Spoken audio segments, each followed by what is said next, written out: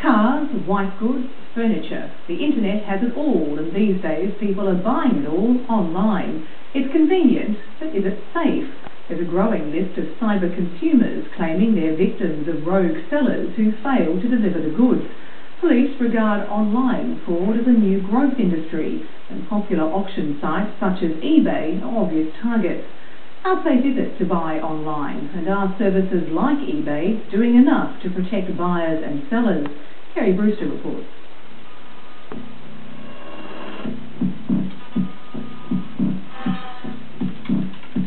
Each day, distressed eBay buyers add their voices to hundreds of complaints against a single trader. I'm just looking at a screen full of it here. Did not receive item, have not received item, worst eBayer ever, don't buy from this fraudster. We've got rogue sellers on there who ought not be on there, and eBay are just not doing enough to keep those sorts of sellers out.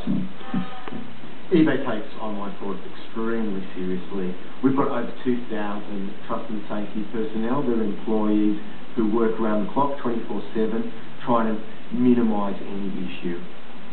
Former BP executive Robert Vandermeer has bought and sold for years on eBay without a problem. But when a broken arm forced him inside to convalesce, his browsing led to the discovery that many others weren't so lucky. What he's seeing here is the wreckage left by a New South Wales-based iPod seller, Daily Depot Deals, who has failed to deliver hundreds of iPods and is not responding to buyers' complaints. Looks very much to me to be fraud. Of even more concern to Vandermeer is eBay's silence. eBay has gone to ground, they're not saying anything. So we have 200 victims and counting, totally in the dark. They really don't know where they stand, where to go. It's very easy for people who are looking at these things from outside without the full information, which unfortunately I'm not at liberty to go into because we do have a privacy agreement in place with all of our members, but I can assure you we address these matters extremely proactively.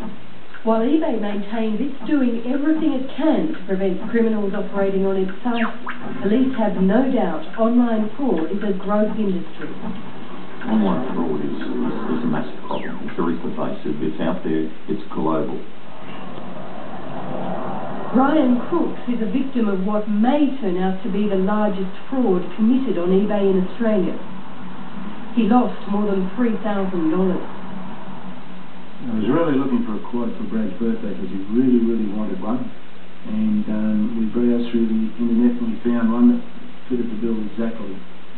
Brisbane-based eBusiness Supplies, or EBS, was eBay's 7th largest seller in Australia. To pay for the bike, Brian Crooks used eBay's online payment system PayPal, believing it protected him against fraud. PayPal is the only payment method that offers up to $20,000 in buyer protection. But 6 weeks later, despite emailed assurances from EBS, there was still no bike. Another one telling you they're going to close it. The second delivery date on the 10th of July, when it didn't turn up, that's when the alarm bell started to ring for me. EBS was only days from liquidation. Its owner had reportedly fled to China, leaving behind around 2,000 buyers waiting in vain for purchases worth more than $1 million. But was it fraud? We're not experts in financial audits. We're not experts in going through companies' records. It's perfectly normal that liquidators would go in, they would wind up the assets of the company, they would look at the books, the balance sheets.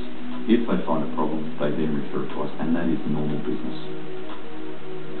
Although PayPal set up a special compensation fund promising refunds for all, Brian Crooks says months of frustrating correspondence with eBay and PayPal has left him feeling ripped off again.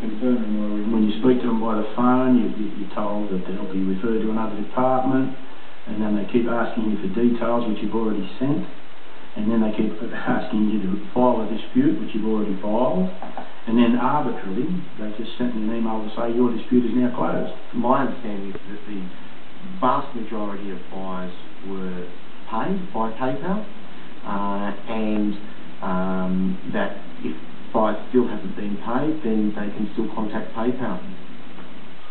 So does PayPal guarantee buyer protection?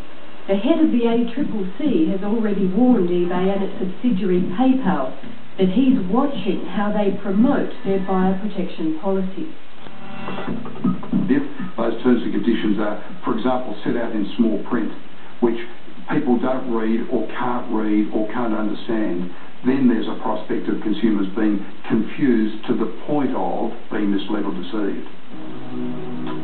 In the EBS wash-up, it emerged that eBay was in fact its largest creditor, owed a massive $184,000 in listing fees. The $184,000 from EBS would have rung a few alarms. So we acted very, very promptly on this, and we followed our due process, which I've outlined earlier, and I think the amount we're owed really speaks more to the volume of listings that the seller had rather than the time frame. I'll see that. But Robert Vandermeer argues eBay must have known EBS was in financial trouble for months, while continuing to extend credit to the ailing company.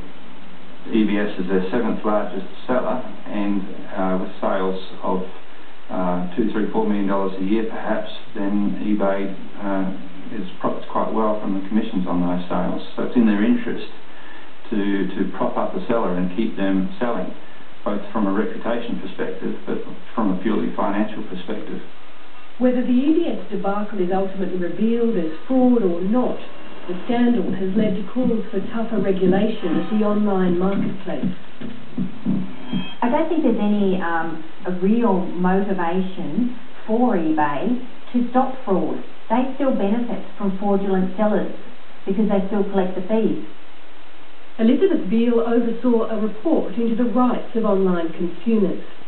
Almost half of the eBay users she surveyed had experienced a bad purchase, with most buyers unable to find a seller or get a response from eBay. eBay has an obligation to provide a safe system and operate in a way that prevents negligence. If they are benefiting from these transactions taking place. So in our view, there are legal obligations on eBay that have not been fully tested. And what about that iPod seller Robert Vandermeer has been tracking? The same seller traded on eBay before. Different name, but same story.